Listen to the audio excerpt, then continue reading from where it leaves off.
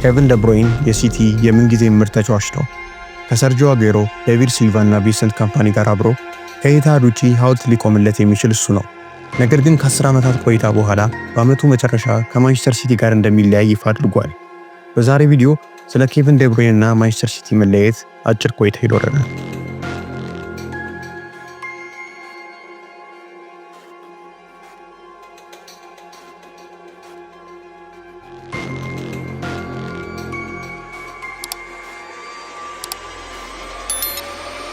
To be fair, I hope that people enjoy the way that I play football. I think I play football the way that I live my life, straightforward, to the point.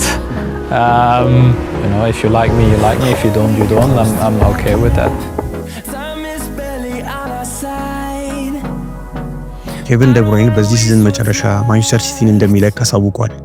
የ33 ዓመቱ ደብሮይን በሰኔ መጨረሻ ኮንትራቱ የሚያበቃ ሲሆን ቤልጂየማዊው አማካይ በዚህ ውድድር ዘመን ባደረጋቸው 31 ጨዋታዎች 19ን ብቻ ቋሚ ሆኖ የጀመረ ሲሆን በእነዚህ ጨዋታዎች 4 ግቦችና 7 ለግብ የሚሆኑ ኳሶችን አመቻችቶ አቀብሏል። ደብሮይን በ2015 ከወልፍስበርግ ሲቲን የተቀላቀለ ሲሆን በመጀመሪያ ውድድር ዘመኑ በሁሉም ውድድሮች 16 ግቦችና 15 አሲስቶችን አስመዝግቧል። ኬቪን ደብሮይን በቆየባቸው 10 ዓመታት 6 የፕሪሚየር ሊግ ዋንጫዎችን እንዲሁም በ2023 በክለቡ ታሪክ የመጀመሪያ የሆነውን የሻምፒዮንስ ሊግ ዋንጫን አሸንፏል። ደብሮይን በተጨማሪም 2 የኤፍኤ ካፕ እና 5 የካራባኦ ካፕ ዋንጫዎችን ማሸነፍ ችሏል። ቤልጂየማዊ ኢንተርናሽናል ለሲቲ 413 ጨዋታዎችን አድርጎ 106 ጎሎችን አስመዝግቦ 174 ጊዜ አሲስት ማድረግ ችሏል። በፕሪሚየር ሊግ ብቻ 280 ጨዋታዎችን አድርጎ በውድድሩ 70 ጎሎችን በማስቆጠር 118 ለጎል የሚሆኑ ኳሶችን አመቻችቶ ያቀበለ ሲሆን ይህም ከሪያን ጊግስ 162 አሲስቶች በመከተል ሁለተኛው በፕሪሚየር ሊጉ ታሪክ ብዙ አሲስት ማድረግ የቻለ ተጫዋች ያደርገዋል።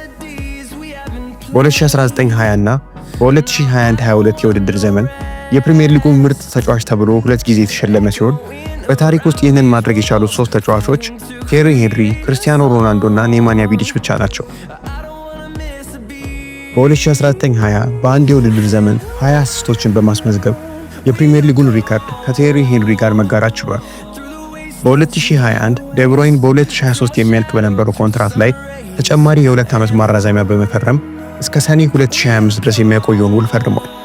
ደብሮይን ኮንትራቱን ሳያራዝም በነፃ የሚለቅበት ዋነኛ ምክንያት በተከታታይ እያጋጠመው ያለው ጉዳት ነው። የሶስትዮሽ ዋንጫን ባሳኩበት የ2022-23 የውድድር ዘመን የመጨረሻ ወራቶችን ከሃምስትሪንግ ጉዳት ጋር እየተጫወተ ቡድኑን ለመርዳት ታግሏል። ጉዳቱ በመጨረሻም በቻምፒዮንስ ሊግ ፍጻሜ ጨዋታውን አቋርጦ እንዲወጣ አድርጎታል።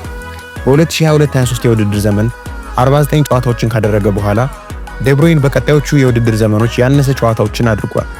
በዚህም 26 ጊዜ በ2023-24 እና 31 ጊዜ በ2024-25 የውድድር ዘመኖች ተጫውቷል። ደብሮይን በማንቸስተር ሲቲ የቆየባቸውን ዓመታት በግልም ይሁን በቡድን ስኬታማ የነበሩ ናቸው። የክለቡም ወርቃማ ዘመን ፊት አውራሪ የነበረ ሲሆን ባሳለፈው 10 ዓመታት ውስጥ ከፕሪሚየር ሊጉ ምርጥ ተጫዋቾች መካከል አንዱ ነበር።